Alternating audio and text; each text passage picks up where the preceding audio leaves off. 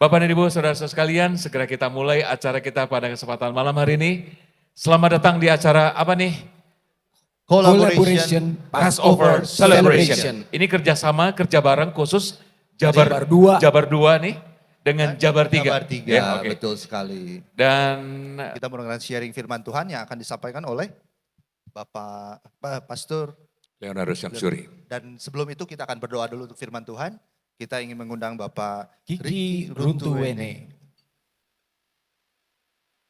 Bapak Ibu, mari kita siapkan hati kita.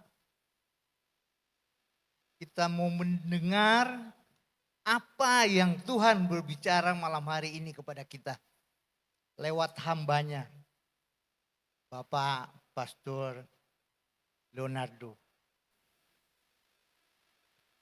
Bapak kami yang ada di dalam surga, sungguh kami mengucap syukur kalau malam hari ini kami bisa berkumpul di tempat ini di dalam satu perayaan Paskah gabungan FGBMFI Regional 2 dan 3.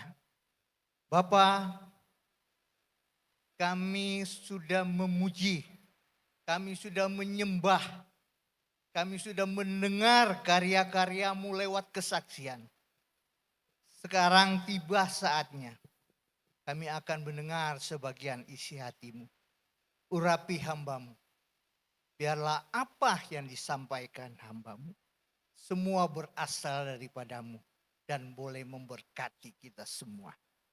Urapi kami, telinga, hati, pikiran, biar kami layak menerima firman-Mu dan kami boleh menjadi pelaku-pelakunya. Terima kasih Bapak. Di dalam nama Tuhan kami Yesus Kristus, kami sudah berdoa dan mengucap syukur. Haleluya. Amin. Amin. Kami ucapkan terima kasih Pak Kiki dan kami undang untuk Bapak Pastor Leonardo Syamsuri. Kami persilakan waktu dan tempat, Pak. Silakan Baik, untuk makasih. menyampaikan renungan firman Tuhan. Puji Tuhan.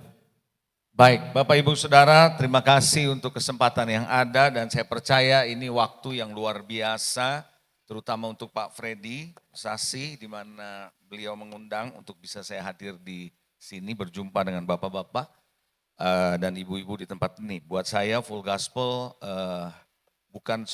bukanlah organisasi ataupun pelayanan yang asing buat saya, karena sejak waktu saya masih di dalam pelayanan bukan pelayanan, maksud saya waktu saya masih menjadi seorang banker pun, saya banyak melayani di Full Gospel, khususnya di Tomang Chapter di Jakarta gitu ya. Nah saudara, ini mengucap syukur, terima kasih buat kesempatan yang ada untuk saya bisa bagikan. Saudara, malam hari ini sebagaimana tema umum atau semangat yang ada di tahun ini saya dengar dari Pak Dali sebagai national presiden mengenai level up. Saya percaya saudara kita perlu level up. Saya percaya saudara setiap orang yang ada di ruangan ini adalah orang yang ingin berhasil. Betul? Siapa yang ingin berhasil? Gak ada satu orang pun yang mau gagal. Semua orang pasti mau berhasil, mau lebih baik. Tapi yang sering terjadi adalah kita kepengen instan. Kita kepengen sesuatu yang dapat begitu saja. Bahkan kalau perlu hanya doa kita bisa berhasil. Saudara, Tuhan tidak mengatakan bahwa saudara nggak perlu berdoa, bukan. Tetapi Anda mesti mengerti baik-baik saudara, doa itu penting, tetapi bagaimana kita memproses dalam perjalanan ini juga sangat penting saudara. Tuhan yang menentukan jalan buat saudara untuk Anda lalui, betul? Tuhan memberi jalan untuk saudara untuk lalui, tapi bagaimana saudara dan saya menjalaninya itu tergantung kita. Oleh karena itu Bapak Ibu Saudara, Tuhan memberi jalan kepada kita hari esok yang penuh dengan harapan. Yaitu apa? Sebuah keberhasilan dan kemenangan. Tapi bagaimana Anda berjalan menuju ke sana itu ditentukan oleh kita sendiri. Nah saudara, yang tanpa kita sadari adalah bahwa kita kalau mau berhasil kita perlu level up. Kita perlu memperbaiki diri. Nah saudara, memperbaiki diri artinya kita membuat diri kita menjadi lebih baik, membuat diri kita menjadi lebih mampu, membuat diri kita menjadi lebih tajam, membuat diri kita menjadi lebih bisa menjadi solusi bagi orang-orang yang ada di sekitar kita. Nah oleh karena itu saudara, ada satu hal yang menarik Saya ada slide, saya tidak tahu slide-nya sudah disiapkan atau belum. Saudara, ada satu orang yang bernama Albert Einstein. Albert Einstein adalah seorang yang sangat cerdas, saudara. Dia adalah seorang yang luar biasa, setiap kita pasti tahu siapa itu Albert Einstein. Betul ya saudara? Albert Einstein pernah berkata begini, mungkin bisa di slide-nya bisa ada ya, oke. Albert Einstein berkata begini, kegilaan atau insanity, kegilaan adalah mengerjakan hal yang sama berulang-ulang namun mengharapkan hasil yang berbeda. Jadi saudara, kalau Anda melakukan yang sama lagi dan sama lagi tapi mengharapkan hasil yang lebih baik, bagi Einstein itu gila. Artinya apa saudara? Kalau saudara misalnya kalau kita jualan bakmi gitu ya. Tiap hari jualannya bakmi, tapi kita berharap yang keluar adalah sepatu gitu saudara. Atau yang keluar adalah mobil gitu ya. Itu gila saudara. Kenapa? Kalau kita produksinya bakmi, pasti yang keluarnya bakmi. Gitu, kalau kita produksinya apa? Nasi ya pasti nasi, nggak mungkin yang lain. Hal yang sama saudara, Einstein berkata, kalau Anda mengharapkan hasil yang lebih baik, tapi kamu melakukan yang sama terus, kamu nggak akan melihat hasil yang lebih baik. Lalu kemudian dia berkata yang kedua, menarik quotation dari dia, masalah tidak pernah bisa diselesaikan dengan cara berpikir saat pertama kali menjadi penyebab dari masalah itu. Jadi misalnya gini, kalau Anda dan saya menyebabkan satu persoalan di level 5, maka Anda tidak bisa menyelesaikan persoalan di level 5 dengan cara berpikir di level 5. Anda kalau mau menyelesaikan persoalan yang muncul di level 5 pada awalnya, Anda harus punya cara berpikir di atas level 5, minimum 6 sampai 7. Supaya Anda bisa menyelesaikannya. Paham gak sampai di sini saudara? Artinya cara berpikir kita pun harus berubah. Cara berpikir kita pun harus level up. Coba katakan sama-sama saya, level up. Nah itulah sebabnya kenapa orang yang menolak level up adalah orang yang sebenarnya menolak kemajuan.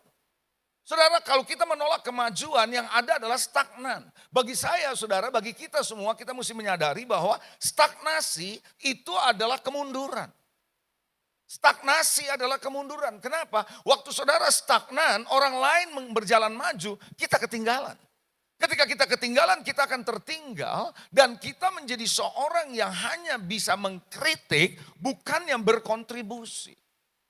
Itu sebabnya tidak ada jalan buat dalam hidup kita kalau kita mau maju harus level up. Kalau Anda punya smartphone, kalau Anda punya gadget, dari waktu ke waktu diminta untuk update kan. Kalau apa yang terjadi kalau Anda punya gadget atau HP saudara tidak Anda update, apa yang bakal terjadi? Makin lama makin slow. Anda punya HP makin slow dan Anda tidak bisa ngedownload apa yang menjadi versi yang terbaru. Betul begitu saudara? Nah hal yang sama kalau saudara dan saya tidak update diri kita tidak level up baik dalam usaha, baik dalam pekerjaan, baik di dalam pelayanan apalagi saudara. Sementara Tuhan terus membawa dalam pergerakan yang lebih maju, kita akan ketinggalan. Bisnis ini terjadi perubahan, bukan hanya perubahan biasa, tapi perubahan yang sangat drastis, saudara, yang disebut disrupsi. Nah hari-hari ini kita bisa melihat bagaimana saudara Presiden Donald Trump sedang memperlakukan tarif yang begitu luar biasa. Terjadi kegoncangan, pasar bursa saham kemarin sempat halt, sempat suspend saudara. Bagaimana itu bisa terjadi? Oleh karena orang tidak tahu bahwa perubahan sedang terjadi begitu cepat. Betul nggak begitu saudara? Nah oleh karena itu Bapak Ibu Saudara, kita perlu mengerti bahwa kita perlu level up. Bagi Anda sebagai anak-anak Tuhan apalagi. Nah mari saya mau ajak saudara untuk melihat dalam 1 Korintus pasal 3, ayat yang pertama dengan ayat yang kedua. Jadi bagi kita level up itu penting. Bukan cuma penting, sangat penting. Bukan cuma sangat penting, tapi keharusan. Itu bukan cuma penting, tapi sangat penting dan itu harus. Coba bilang harus. Kasih tahu ke sebelah saudara, kamu harus level up. Bilang gitu coba. Harus level up. Nah, mari kita akan melihat saudara dalam 1 Korintus 3 ayat 1 sampai 2. Dan aku kata Paulus, saudara-saudara, pada waktu itu kapan? Pada waktu aku ketemu kamu, kira-kira gitu. Pada waktu itu tidak dapat berbicara dengan kamu seperti dengan manusia rohani. Tetapi hanya dengan manusia duniawi yang belum dewasa dalam Kristus. Pada waktu itu, bahasa saya terjemahkan mungkin dalam ayat ini gini. Pada waktu itu, aku ketemu kamu masih anak-anak rohani. Kamu gak bisa makanan keras, kamu hanya bisa kasih susu. Saya gak bisa ngomong seperti manusia spiritual, manusia rohani. hanya manusia duniawi. Kenapa? Pada waktu itu kamu masih kanak-kanak. Oke pada waktu itu. Lalu perhatikan saudara. Susulah yang kuberikan kepadamu waktu itu. Bukan makanan keras. Sebab kamu belum dapat menerimanya. Tapi kalimat terakhir ini menarik saudara. Dan sekarang pun. Kapan? Sekarang. Waktu tadi ayat sebelumnya bilang pada waktu itu. Sebelumnya aku ketemu kamu, aku gak bisa kasih makanan keras. Hanya susu yang aku bisa kasih. Sekarang pun ternyata kamu belum dapat menerimanya. Jadi Rasul Paulus sedang mengatakan bahwa, hey, kamu sebagai orang Kristen tidak ngalamin level up. Tidak sedikit orang Kristen ketika mengalami kebenaran firman Tuhan yang tajam, firman Tuhan yang cukup keras mendewasakan dia, membuat dia kecewa, pahit, dan marah meninggalkan perhimpunan yang ada. Kenapa? Karena tidak siap untuk menerima makanan keras. Saudara, itu sebabnya kenapa orang yang sakit makannya bubur di rumah sakit. Betul ya saudara ya? Tapi kalau Anda sehat makannya steak dong. Kan gitu. Makanan-makanan yang bisa membuat saudara bertumbuh dewasa. Orang Kristen yang mau bertumbuh dewasa, orang yang mau berjalan di dalam Tuhan, bisa mengenal Tuhan, kita tidak bisa hanya mengandalkan makanan-makanan yang kita suka saja. Tapi makanan yang harus kita terima. Yang seharusnya kita terima. Amen. Nah ini penting banget saudara. Jadi saya berharap saudara kita sebagai orang baik yang ada dalam usaha, dalam bisnis, dalam pekerjaan sehari-hari harus ngalamin progres. Kenapa businessman kadang-kadang perlu pergi ke dalam exhibition, ke dalam pameran-pameran ke luar negeri? Kenapa memang? Saudara supaya mereka bisa melihat ada hal-hal baru yang mereka belum pernah lihat sebelumnya. Betul nggak begitu saudara? Sehingga apa yang mereka kerjakan secara tiap hari bertahun-tahun, mungkin rutinitas itu membuat mereka tidak lagi kreatif. Tidak lagi kreatif. Nah untuk itu dia harus berhenti sejenak, pergi keluar, melihat, oh ternyata orang lain sudah lakukan sejauh ini. Nah dia bisa bawa pulang, kreativitas itu dia bisa implementasikan di perusahaannya, dan perusahaannya menjadi lebih baik.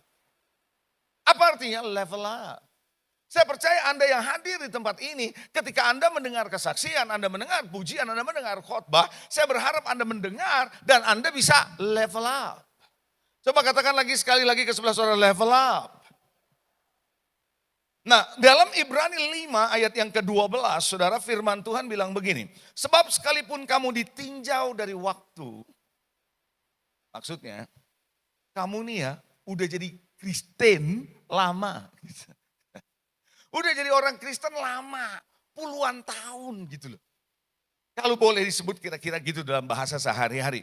Kalau ditinjau dari waktu, sudah seharusnya jadi pengajar. Kamu nih, kata tuh penulis Ibrani, mestinya kalau ditinjau lamanya kamu nih udah jadi Kristen, mestinya udah bisa ngajar loh kamu. Tapi dia bilang, kamu masih perlu lagi diajarkan asas-asas pokok dari penyataan Allah dan kamu masih memerlukan susu, bukan makanan keras. Jadi orang yang sudah lama Kristen, saya ulangi, orang yang sudah lama Kristen tidak menjamin dia dewasa. Tidak menjamin dia kenal Tuhan. Semakin Anda mengenal Tuhan, Anda akan level up. Apa yang membuat Zakeus kalau Anda baca di Alkitab bisa mengalami transformasi dalam hidupnya? Karena dia mengalami perjumpaan pribadi dengan Tuhan. Tuhan ketemu dengan Zakeus yang ada di atas pohon bersembunyi untuk melihat Yesus. Tuhan berkata kepada Zakeus, turun kamu karena hari ini aku harus numpang di rumahmu. Begitu ayat firman Tuhan. Dan saat dia datang ke rumah Zakeus, Zakeus tiba-tiba mengalami perjumpaan pribadi dengan Tuhan dan dia diubahkan. Sehingga dia berkata bahwa separuh hartaku aku bagi orang miskin. Kapan Zakeus pernah mikirin orang miskin? Enggak pernah. Sebelumnya dia meres orang. Jadi sebelumnya dia bikin orang miskin. Saudara.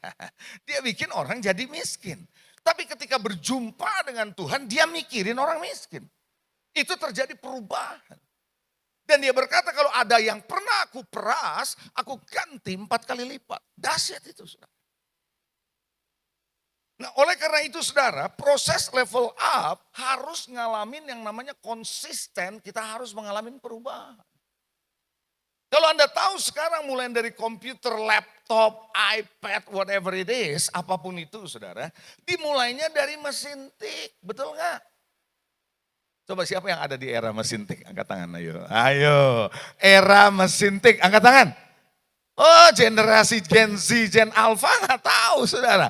Nah saudara, mesin tik. Saudara, waktu Anda pakai mesin tik saudara, ketemu tip X. Itu penyelamat itu. Itu juru selamat itu. Tip X-nya, tip X cair. Masih ingat gak? Coba. Masih ingat ya? Jadi kalau salah ketik pakai tip X cair, kita tip X terus kita apain? Gitu kan? Kita tiup toh, betul ya? Itu aja udah happy. Terus keluar teknologi baru tip X kertas. Masih ingat nggak? Halo? Cara pakainya piye? Tip X kertas. Cara pakainya gimana? Kalau Anda ketik huruf A, mestinya A tapi tulisnya S. Anda harus masukin gitu, masih ingat? Anda harus ketik huruf yang salah apa yang benar? Yang salah kan? Yang S Anda ketik supaya hilang. Tut ketik lagi A. Ayo masih ingat gak? Udah lupa ya saudara. Nah saudara, apa yang terjadi ketika mengalami perubahan ke komputer? Zaman perubahan komputer itu saya lagi kuliah di Amerika. Itu terjadi perubahan dari ke komputer. Saudara, buat saya pindah ke komputer, buat saya dari mesin tik pindah ke komputer nggak nyaman. Kenapa? Karena kita ribet. Apalagi dulu ya, zamannya Apple itu ya, masih kontrol Apple apa gitu, waduh susahnya minta ampun saudara. Jadi saya merasa pakai mesin tik lebih cepat daripada pakai komputer. Coba yang pernah ngalamin yang sama saya angkat tangan saudara. Pernah ngalamin gitu? Daripada gue pakai komputer jadi lama, mending gue pakai mesin tik, betul gitu? Nah saudara, itulah sebabnya kenapa orang tidak bisa level up, karena mereka masih nyaman dengan yang lama. Padahal yang baru Tuhan sudah tawarkan sesuatu yang lebih baik buat saudara. Anda harus belajar untuk bisa level up saudara. Jadi level up itu membuat saudara menjadi lebih baik sebenarnya. Tapi diawali dengan ketidaknyamanan dulu. Ada di sini yang suka nge-gym? Ada angkat tangan yang suka nge-gym? Oh, banyak kan yang suka makan ya. Haleluya. Kalau Anda nge-gym saudara, kalau Anda pergi ke gym, saudara apa yang terjadi? Anda harus memaksakan diri saudara untuk membuat otot saudara Anda di-stretch. Waktu otot saudara yang diarahkan misalnya kaki, kalau kakimu ada satu yang rasanya nggak enak karena gym, berarti itu udah tepat. Kalau Anda mau otot yang ada bicep saudara Anda mau latih, maka ketika itu nyeri, nggak enak setelah Anda latihan, itu berarti pas. Tapi saudara makin Anda lakukan itu makin baik. Tapi ada orang begitu nyeri, aduh gua nggak lagi deh. Nggak bisa saudara, nggak bisa terbangun ototnya. Hal yang sama dalam hidup saudara. Kalau Anda mau ngalamin level up, pertama adalah tidak nyaman. Tapi ketidaknyamanan saudara yang disertai dengan keinginan untuk maju membuat Anda bisa level up. Amin. Kenapa saudara dan saya perlu level up? Why? Kenapa sih? Saudara tahukah saudara bahwa hidup ini terus bergerak maju? Hidup ini terus bergerak maju. Kita seringkali memikirkan yang dulu. Kita pikir yang dulu lebih baik. Tidak, sebenarnya yang ke depan lebih baik. Nah karena kita bergerak maju, kita tidak pernah hidup di dalam masa lalu. Maka mau tidak mau kita harus bergerak mengikuti kemajuan dong. Betul atau tidak? Nggak bisa sama terus. Nah karena kita semua bergerak maju, terjadi perubahan, kita juga harus bisa ngalamin perubahan. Makanya kenapa Bapak Ibu Saudara antara orang tua dengan anak sering ngalamin gap dalam komunikasi oleh karena perubahan zaman. Betul nggak gitu? Nah, saya percaya yang kedua kenapa kita perlu level up. Oleh karena saudara munculnya generasi baru, munculnya orang-orang yang baru, yang sekarang dengan cara berpikir yang berbeda. Ada pengusaha, beberapa pengusaha, Anaknya disekolahin ke Amerika, ke Eropa, ke Australia, ke luar negeri. Cukup lama sekolah di Amerika, dimanapun. Waktu dia pulang, anaknya disuruh nerusin usaha papanya. Tapi papanya masih ada di situ untuk meneruskan tongkatnya ke anaknya. Biasanya nih jadi masalah tuh. Bukan anaknya yang gak mau, saudara. Bukan anaknya yang ogah. Tapi gak masuk dengan cara pikir papanya. Halo. Karena si papa masih melihat dari kacamata dia selama ini sebagai orang yang berpengalaman. Sedangkan si anak sudah melihat ke depan. Nah di sini saudara perlunya masing-masing terutama kita dari generasi yang lama perlu level up. Saya sebagai seorang hamba Tuhan, saya melayani Tuhan dari tahun 79. Zaman saya waktu masih kuliah, waktu zaman saya masih kuliah sampai sekarang ini. Saudara, apa yang terjadi? Saya melihat perubahan-perubahan yang terjadi dari jemaat yang saya layani.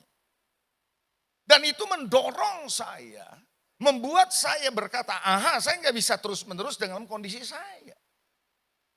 Kalau saya mau melihat bahwa apa yang saya sampaikan kepada orang-orang generasi di bawah saya bisa mereka tangkap. Artinya apa? Saya mesti upgrade. Coba bilang upgrade. Coba bilang update. Itu 2 ups yang Anda harus lakukan. Bukan 7 up, tapi 2 ups. Upgrade and update. Karena saya percaya saudara pengetahuan dan teknologi berkembang. Betul?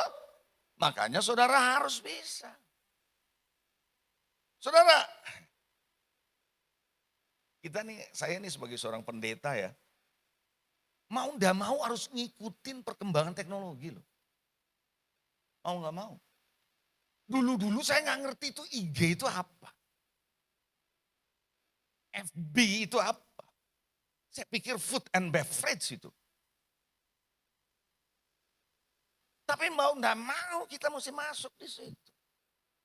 Kenapa? Supaya saya bisa ngikutin apa yang sedang terjadi di luar di dunia sana.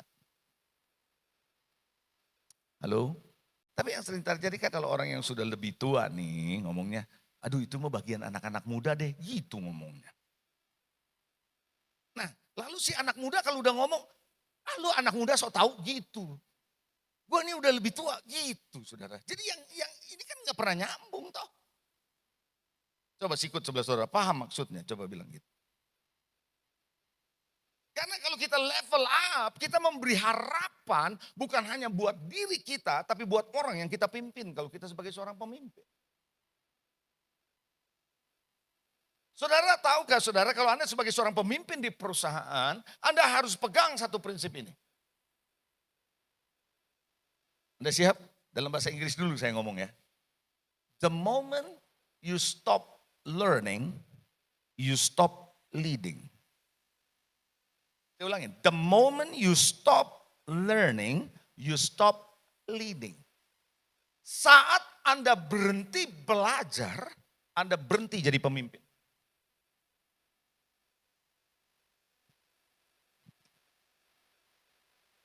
Level up itu penting. Saya sebagai seorang pendeta sampai hari ini pun tetap baca buku. Harus. Itu wajib harus. Kenapa? Saya mesti ngikutin. Halo, amin.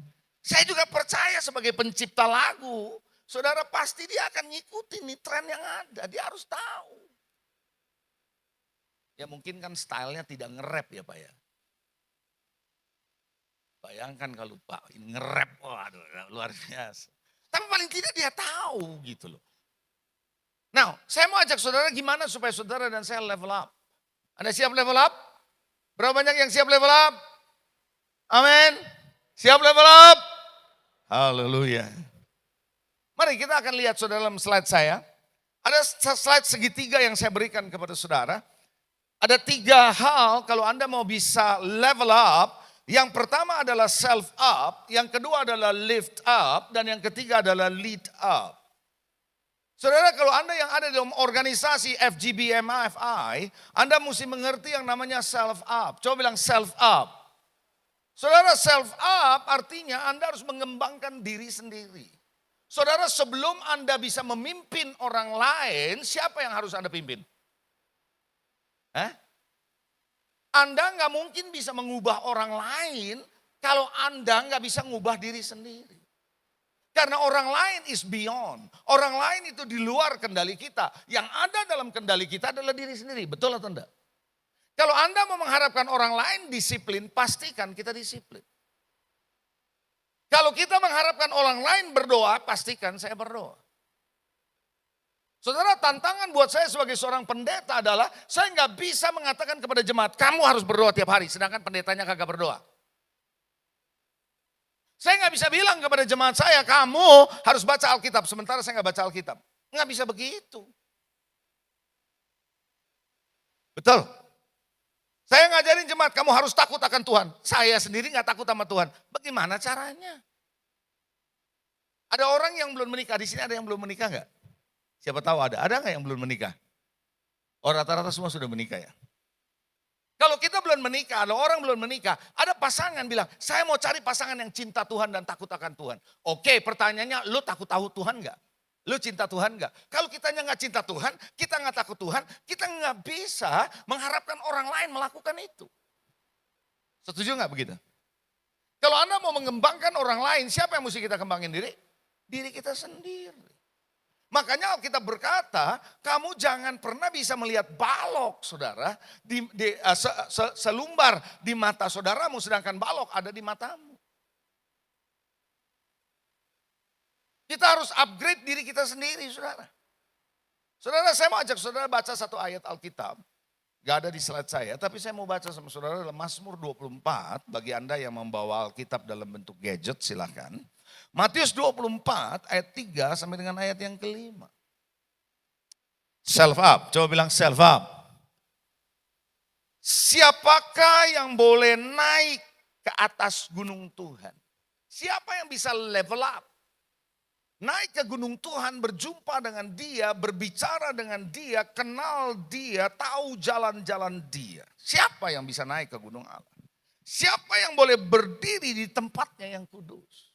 Yang boleh dekat-dekat dengan dia. Siapa katanya? Di dalam Mazmur bilang. Orang yang bersih tangannya. Dan murni hatinya. Yang tidak menyerahkan dirinya kepada penipuan. Dan yang tidak bersumpah palsu.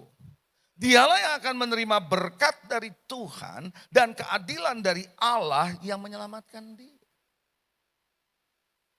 Kita tidak bisa mengajarkan orang-orang untuk bisa berbisnis, melakukan pekerjaan dengan cara takut Tuhan. Kalau kitanya sendiri yang mementor, yang mengajar, dalam menjalankan bisnis, kita gayanya Spanyol. Tahu gaya Spanyol? Separoh nyolong. Lah, saudara, kita mengajarkan orang cinta Tuhan, takut Tuhan, tapi kita tidak jadi teladan. Gitu.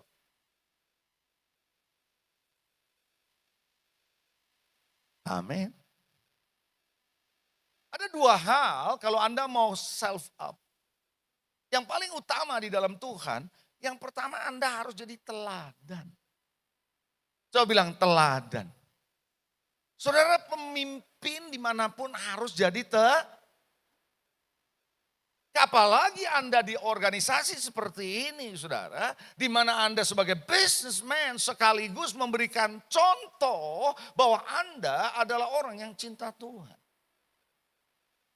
Dia mau lihat peneladanan saudara loh. Betul nggak saudara? Dia mau lihat bagaimana keluargamu. Ada banyak orang tidak menyadari, ada banyak hamba Tuhan begitu hebat pelayanannya, hancur rumah tangganya. Saudara yang dikasihi, orang akan lihat bagaimana sepak terjang kita di rumah tangga. Teladan. Karena kita yang menjadi teladan membuat orang ikut kita ketemu Tuhan. Dan ini bicara soal karakter. Amin. Saya stop sebentar sebelum saya lanjutkan lebih jauh. Saya menulis buku, menjadi salah satu bestseller buku sampai hari ini terus dicetak ulang. Berjudul Karisma versus Karakter. Ada begitu banyak orang hebat karismanya. Hebat pekerjaannya luar biasa. Tapi begitu menyentuh karakternya babak belur.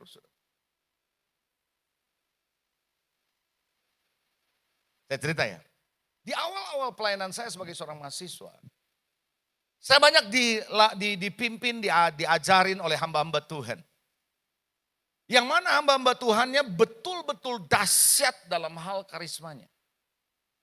The gifts of the Holy Spirit, karunia-karunia Roh Kudus mengalir luar biasa. Doa kesembuhan, ada nubuatan, ada penglihatan dahsyat luar biasa.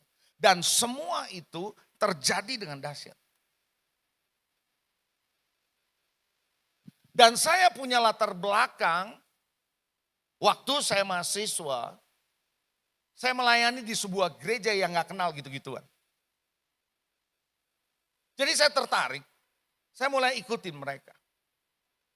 Tapi semakin saya masuk lebih dalam, saya makin melihat, kok orang yang dipakai dahsyat begini, keluarganya berantakan. Sama istrinya cerai, ngutang kagak bayar. Ngerti maksud saya? Saya makanya sering bilang saya suka bercanda sama Pak Vincent, saudara, Pak Vincent Wijaya. Itu teman saya tuh, saudara, dia sama-sama dulu di financial sector. Sampai hari ini beliau masih. Nah saudara, saya suka bercanda sama dia. Orang Kristen tuh lucu. Utangnya mau, bayarnya pakai tengking dalam nama Yesus. Ketawa. Banyak orang Kristen gitu, saudara, hutangnya berani, terus gak bisa bayar. Dalam nama Yesus aku tengking utang ini. Gak bisa, saudara, cuma setan yang bisa ditengking. Utang mesti dibayar, betul, saudara. Haleluya. Nah bagaimana kita bisa menjadi teladan? Itu menentukan, saudara. Tahukah saudara, Paulus bilang begini. Sebab itu aku nasihatin kamu, kata Paulus, ikuti teladanku.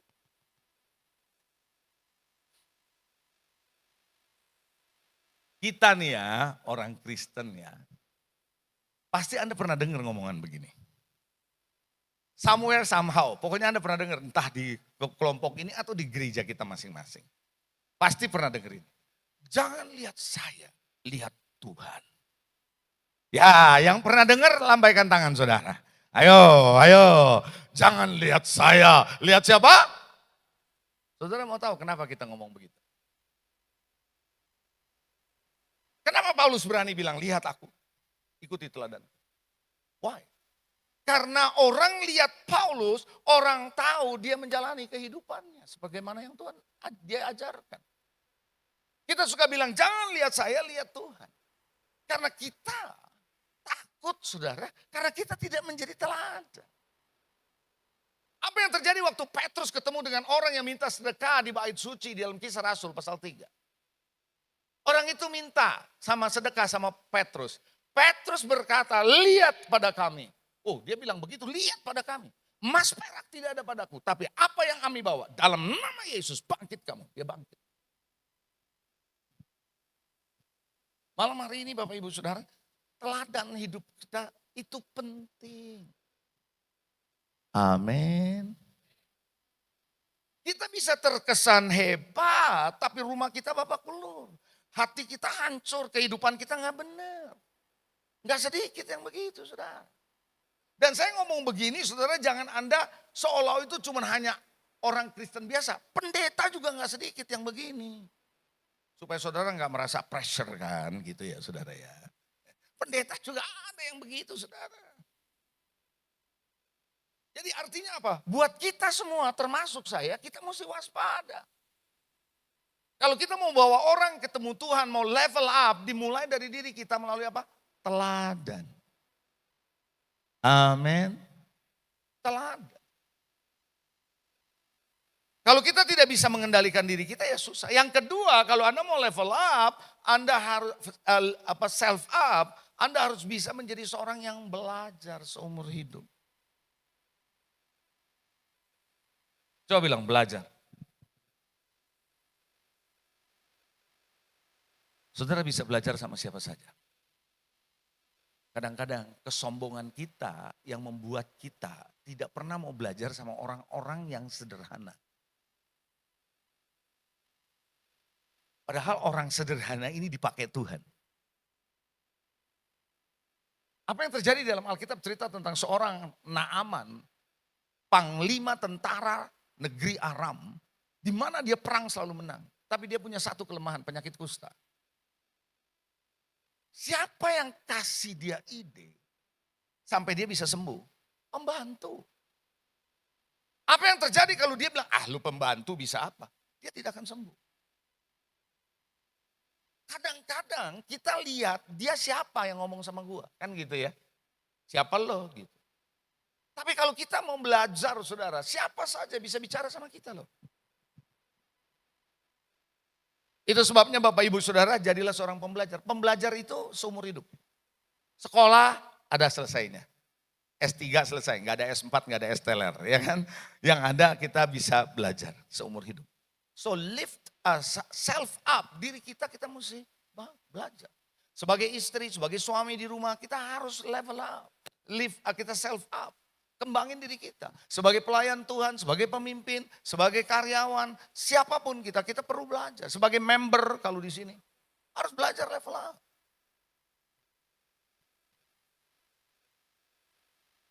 Yang kedua, lift up. Coba bilang lift up. Lift up artinya mengungkit.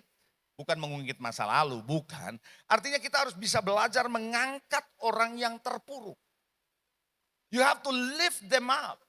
Kita harus menjadi seorang yang memberi semangat kepada orang yang sudah lelah, yang sudah putus asa, yang sudah merasa aku mau nyerah aja. Anda harus masuk ke dalam hidup mereka. Kalau Anda menjadi seorang yang mau level up, Anda harus bisa lift them up. Tolong mereka, ajar mereka, bekali mereka, nasihati mereka, doakan mereka, temani mereka, mentor mereka, sampai mereka bangkit kembali. Saudara, orang yang lagi putus asa, butuh semangat. Betul gak gitu saudara? Coba bilang sama-sama saya, semangat, haleluya. Harus semangat. Orang itu perlu dimotivasi. Orang kalau sudah putus asa, menurut saya dia sudah gagal sebelum kenyataannya gagal. Oleh karena itu Bapak Ibu Saudara, kita harus bisa menyemangati orang. Nah untuk bisa lift up, Anda juga harus jadi orang yang semangat. Di tengah kondisi yang berat, di tengah kondisi situasi sulit, Anda harus tetap semangat. Bisa katakan sama-sama saya? 2, 3, semangat! Harus tetap semangat. Kenapa saudara? Hidup ini sulit. Kalau andanya sudah makin terpuruk putus asa, itu kesulitan makin membuat kita tenggelam. Tapi kita semangat, kenapa kita bisa semangat? Karena kita punya pengharapan. Coba bilang pengharapan. Alkitab saudara, Alkitab saya tidak pernah mencatat satu kata pun namanya optimis. Anda kalau ketemu kasih saya ayatnya di mana? Gak ada kata satu pun yang bicara tentang optimis. Halo? Itu bahasa manusia. Tapi yang ada di Alkitab saudara dan saya adalah pengharapan. Betul atau enggak?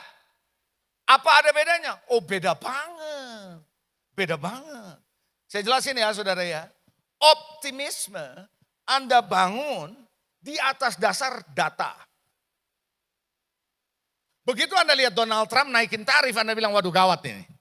Begitu Donald Trump bilang dia tahan 90 hari, Anda bilang wow luar biasa nih. Gitu loh, betul. Makanya pasar modal bereaksi. Lalu data. Yang kedua, Anda melihat policy kebijakan pemerintah. Itu bisa bikin Anda optimis. Atau yang ketiga, Anda melihat tren yang sedang membaik. Dan Anda optimis. Betul? Betul begitu? Pertanyaan saya sekarang. Data bisa berubah enggak? Hah? Kebijakan pemerintah bisa berubah enggak? Tren bisa berubah enggak? Nah kalau Anda membangun optimisme, dasarnya berarti goyah. Bisa berubah. Yang suatu hari ketika terjadi perubahan, Anda bisa berbalik pesimis kembali. Betul nggak gitu? Kekristenan tidak dibangun di atas dasar optimisme, tapi dibangun di atas dasar pengharapan. Itu yang membuat Anda tetap semangat. Anda berharap sama siapa? Sama Yesus yang tidak pernah berubah. Dulu, sekarang, dan selama-lamanya. Apa yang dia katakan pasti terjadi. Itu sebabnya saat Anda berdiri di atas ground, landasan yang tidak pernah goyah.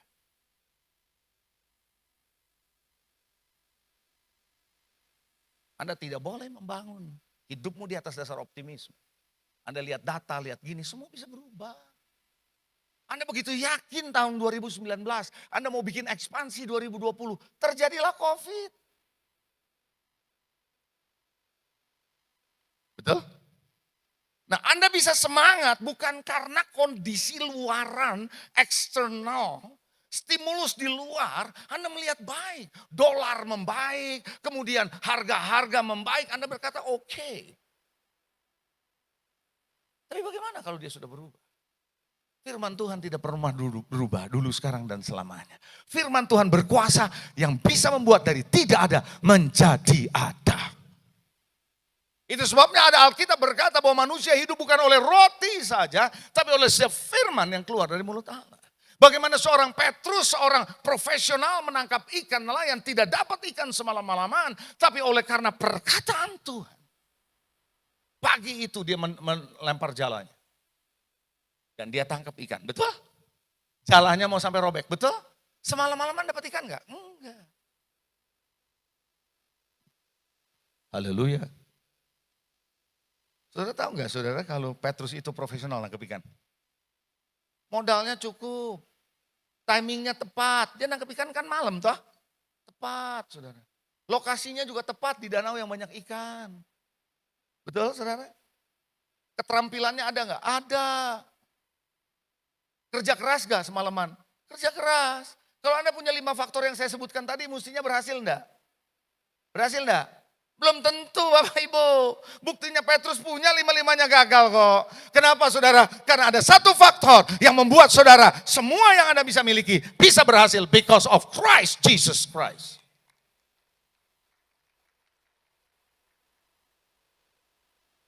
Lift up. Saudara tahu enggak? Safe deposit box. Saya ini orang bank, jadi saya tahu. Safe deposit box. Tahu dong SDB. Saya nggak nanya Anda punya apa enggak dan isinya apa, saya nggak nanya. Saya cuma mau kasih tahu saudara gini. SDB atau Safe Deposit Box. Kalau Anda datang ke bank, pasti Anda ditanya, mau yang kecil, yang medium atau yang besar gitu kan? Anda bilang yang medium aja. Oke. Dikasihlah nomor 7 kuncinya. Betul. Barang Anda taruh di situ bersama dengan customer service Anda taruh, besok-besok Anda mau buka. Bisa enggak Anda bawa kunci nomor 7 Anda, datang langsung ke SDB Anda buka? Bisa atau tidak? Yang punya pengalaman. Bisa?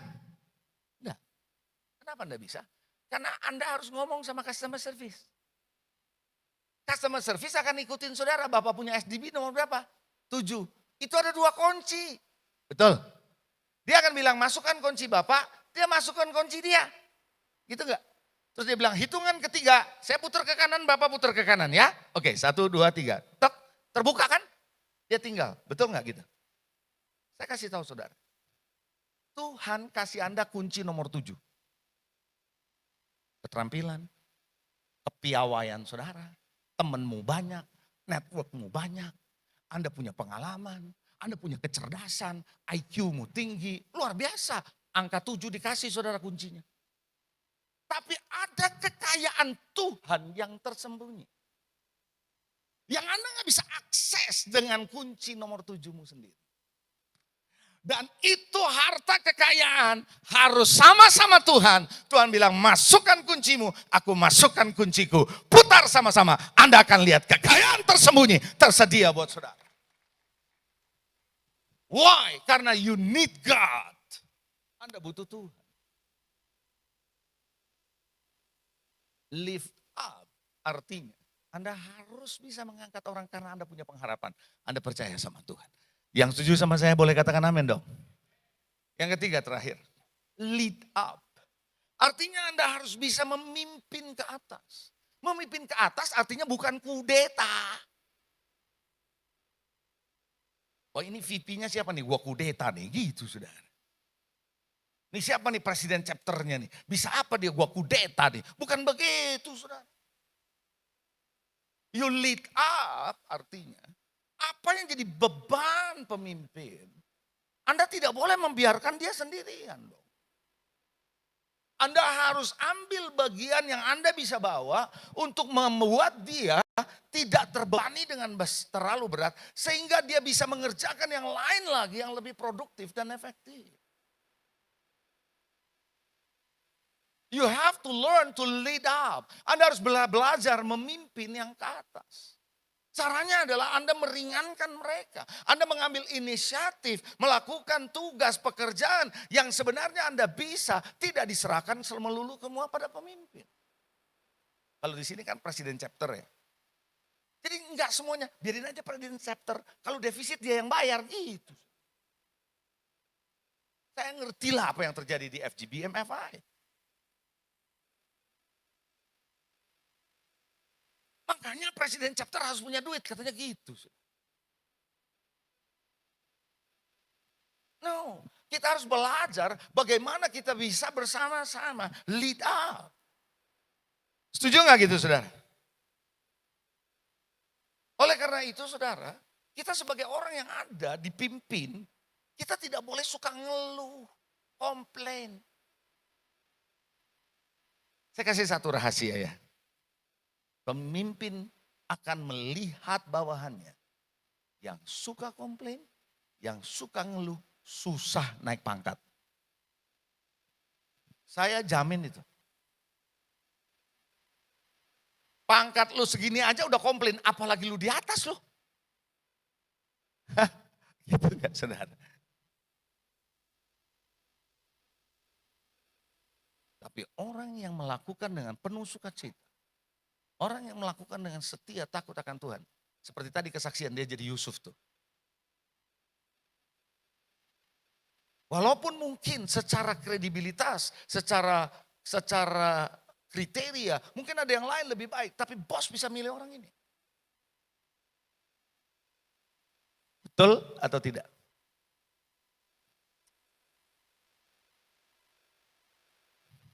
Orang yang bisa memimpin ke atas adalah orang yang mudah diajar dan mau diajar. Belajar adalah satu hal. Tapi mudah diajar adalah hal yang berbeda loh. Ada orang yang belajarnya rajin, tapi makin susah diajar. Karena merasa lebih tak. Makanya dia sok. Oke. Saya lihat Anda masih antusias ngeliatin saya, jadi saya masih bisa terus nih. Saudara tahu nggak, orang itu ada 4 jenis. Mau tahu 4 jenis? Yang pertama adalah orang yang tahu kalau dia tahu. Orang itu tahu kalau dia tahu. Misal, dia tahu persoalan, misalnya Habibie gitu ya, Pak Habibie. Dia tahu soal pesawat. Coba nanya dia pesawat, dia bisa ceritain saudara dari pagi sampai malam loh. Karena dia tahu kalau dia tahu. Ini orang pinter di bidangnya. Itu dia tahu kalau dia. Orang yang kedua adalah orang yang tahu kalau dia tidak tahu. tahu kalau dia tidak tahu. Artinya dia ngerti ini bukan bidang saya. Lu suruh gua soal masak, gua kagak ngerti. Hanya Ibu Freddy yang tahu kalau soal masak. Dia tahu apa yang dia tahu. Kalau saya taunya makan, kan gitu. Jadi kalau saya bilang masak bisa nggak? Saya nggak bisa, artinya saya punya kerendahan hati mengakui saya nggak bisa. Paham? Orang yang pertama adalah orang yang tahu kalau dia, itu orang apa? Pinter di bidangnya. Yang kedua, orang ini tahu kalau dia tidak, ini orang apa? Rendah hati, dia tahu dia nggak bisa, betul. Orang yang ketiga, dia tidak tahu kalau dia tahu. Dia tidak tahu kalau dia tahu. Ini orang potensi. Hidden potential. Misal, ada seorang kalau nyanyi di kamar mandi, itu kelasnya, wah suaranya luar biasa. Tapi dia nggak pernah tahu dia punya suara bagus. Orang tuanya juga nggak tahu. Sampai orang tuanya punya temen datang, seorang ahli vokal. Jago ngerti tipe suara tahu. Waktu dia dengar lagunya, ada seorang nyanyi anaknya itu. Itu siapa yang nyanyi di kamar mandi? Itu anak gue, si bapak bilang. Anak lo? Kalau nggak kasih tahu itu emas itu anak lo. Suaranya bagus itu. Mau nggak gue latih? Anaknya ditanya mau nggak? Mau. Ketemulah coach yang jago, dilatih vokalnya, masuk Indonesian Idol, juara. Maka dia adalah orang yang berpotensi tapi dia tidak tahu dia berpotensi. Jadi sebenarnya dia tidak tahu kalau dia tahu. Itu potensi. Saya ulang. Jadi orang pertama apa? Dia tahu kalau dia, apa artinya? Pinter di bidangnya. Yang kedua, dia tahu kalau dia tidak tahu. Artinya apa? Rendah hati. Yang ketiga, dia tidak tahu kalau dia tahu. Itu orang apa? Berpotensi. Kira-kira yang keempat orang apa ya? Dia tidak tahu kalau dia tidak tahu. Tapi dia merasa tahu, namanya sok tahu. Makanya untuk menjadi orang yang tahu kalau dia tahu. Atau orang yang rendah, minimum 3 hal ini. Yang pertama, bukan yang terakhir tadi, yang keempat. Anda harus jadi orang yang mudah diajar.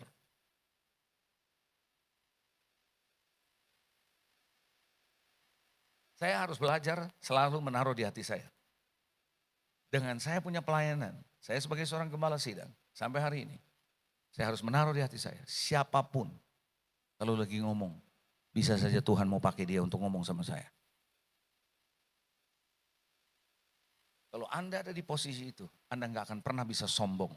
Karena Anda tahu Tuhan bisa pakai siapa saja untuk menegur kita, menasehati kita, bahkan memberi jalan keluar kepada kita. Bisa nggak kita dipercaya? Kalau kita bisa dipercaya, kita lead up. Serius, kalau Anda bisa dipercaya, bos itu akan tenang kerjanya. Betul nggak gitu saudara? Atasan kita. Kalau Anda bisa mempercayai Anda punya pembantu di rumah, Anda akan bisa berani tinggalkan rumah Anda begitu saja. Karena Anda percaya. Hari ini bisa nggak kita dipercaya? Bisa nggak kita lead up? Jadi Bapak Ibu Saudara ada 3 hal. Self up, coba bilang self up. Pengembangan diri kita. Lift up, coba bilang lift up. Kita mengangkat orang lain. Kita memberi semangat. Kitanya juga memberi semangat. Dan ketiga apa? Lead up. Kita harus bisa memimpin ke atas. Supaya yang di atas lebih efektif, lebih maju, lebih progresif. Dan Anda menjadi bagian dari tim sukses yang bisa menyukseskan kepemimpinan yang ada di atas saudara. Haleluya. Mari kita bangkit berdiri, kita datang sama Tuhan. Tuhan kami bersyukur, terima kasih untuk pada malam hari ini mengajarkan kepada setiap kami bagaimana kami bisa level up. Sehingga dengan demikian Tuhan kami tidak tetap sama seperti yang dulu begitu-begitu terus. Tapi kami menjadi orang yang terus dibaharui, dipulihkan, dibuat maju oleh Tuhan. Karena kami tahu Tuhan Engkau adalah Allah yang bergerak maju, yang terus membawa kami kepada kemajuan. Terima kasih. Sebelum saya akhiri, saya mau berdoa buat saudara. secara massal saja. Ada berapa banyak di antara saudara ketika engkau dengar firman Tuhan barusan, Anda berkata, ini pesan buat saya. Kalau Anda punya cukup kerendahan hati, Anda berani berkata, itu pesan buat saya. Itu pesan perlu buat saya, keluarga saya, usaha saya, dan pelayanan saya. Kalau Anda punya cukup kerendahan hati, Anda berkata, Tuhan tolong aku untuk saya bisa level up. Sehingga dengan demikian aku bisa menjadi seorang yang bertumbuh di dalam Engkau. Kalau ada di antara saudara yang demikian, Anda boleh angkat tangan kananmu tinggi-tinggi. Saya mau berdoa dari tempat ini sebelum saya akhiri session saya. Tuhan, aku berdoa untuk yang mengangkat tangan dengan kerendahan hati mereka, Tuhan, mereka menyatakan diri mereka bahwa mereka perlu Engkau. Mereka perlu level up, mereka perlu belajar, perlu menjadi seorang yang terus progres, terus maju.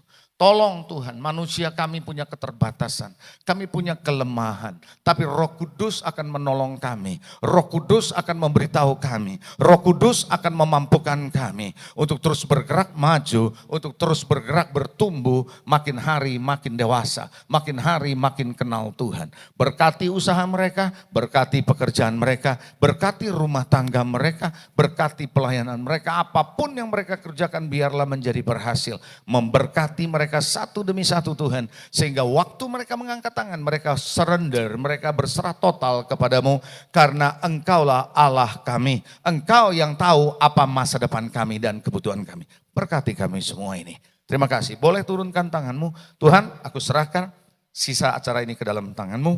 Di dalam berkat nama Yesus kami sudah berdoa, yang percaya katakan amin, amin. Baik, boleh saya minta waktu